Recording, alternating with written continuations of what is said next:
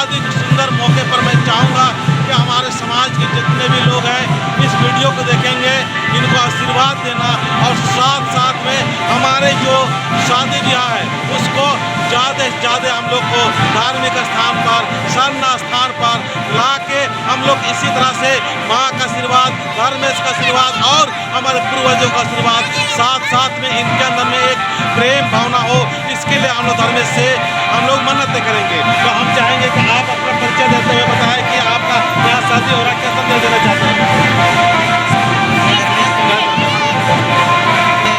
ऐसे शादी ब्याह होता भी है, ऐसा इसलिए देना चाहता हूँ हमारे आदिवासी भाई बहन सबको कि हमारे आदिवासी समाज में भी ऐसे शादी ब्याह का समारोह चलते आता है और चल रहा है। हमें खुशी हो रहा है कि हमारे आदिवासी में बहुत ही अच्छी संस्कृति शादी ब्याह नेक नियम के साथ हो रहा है।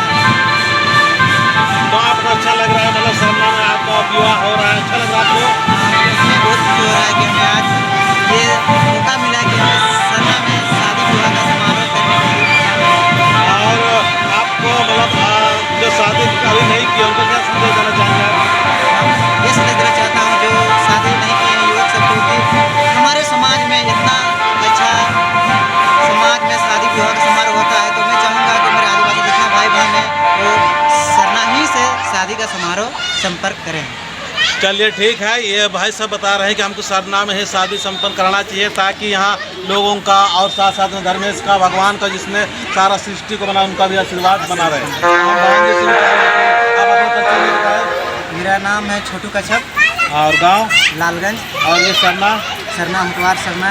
ठीक है, आप भी बताइए, आपका परिचय देते हुए बताइए, क्या नाम आपका? पायरो टोपो। हाँ मैं, आपको कैसा लग रहा है? आपको अच्छा लग रहा है? और आपके जो संग है जो आप शादी